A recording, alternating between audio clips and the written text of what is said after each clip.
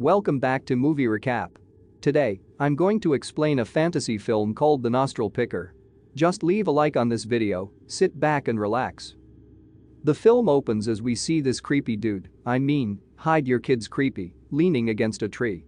A woman steps out of a store and hurriedly makes her way down the street, and as expected, Creepo Mac Creepton starts trailing this woman down the street. She stops and confronts him and threatens that her brothers will F him up and runs off. A police officer then turns up and drives him off with a warning. As he walks away, hands in pocket, expecting us to feel sorry for him, he is approached by another creepy old dude who begins to tell him about a trick to turn himself into a woman or anyone he pleases by whistling a simple tune. Mr. Creepo heads back home to his sorry excuse of an apartment, eating beef-flavored dog food for dinner. Admiring a missing girl on a milk box, probably wishing she was missing at his place, and playing with his weird cup holder. Afterwards, this dude heads out in the middle of the night and does a whole routine.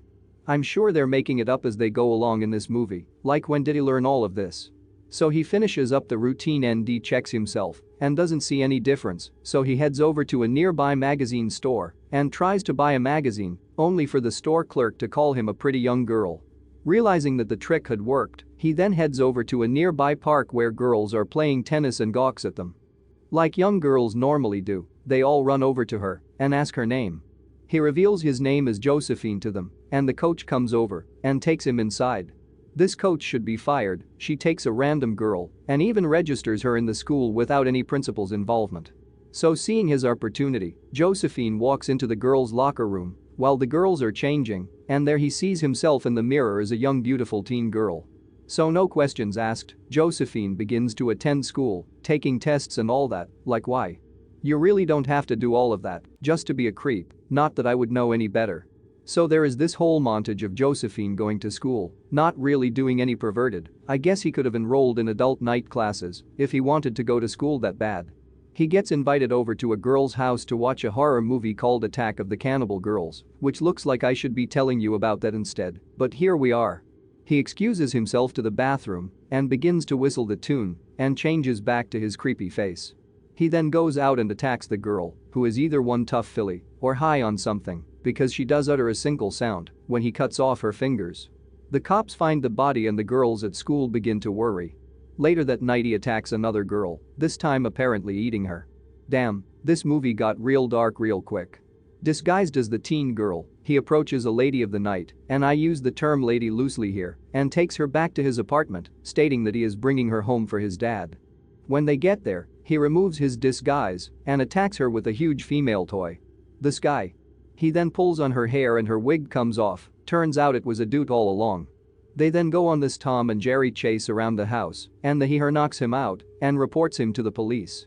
The police then turn up at his apartment to question him about the allegations and try to go in without a warrant. He asserts his rights as a law-breaking criminal, and the police have to go away. His mother then appears to him and tells him that he has been a very bad boy, like what in the actual hell is going on in this movie. Two of his victims also appear to him. He continues to pill up bodies as he uses his new trick to his advantage. He turns up to one of the scenes of his victims while the news crew are there and even gets interviewed on television under the guise of the teen girl. However, while reviewing the footage later, the reporter notices that the girl he was talking to was actually a man, and the footage gets turned over to the police instead of making headlines around the world. The cops begin to put 1 and 2 together and plan to get Joe. As Joe is on his way home, he realizes that the cops are at his home. Inside, the police find a collection of girls' hairs that Joe took from his victims with one potential victim left.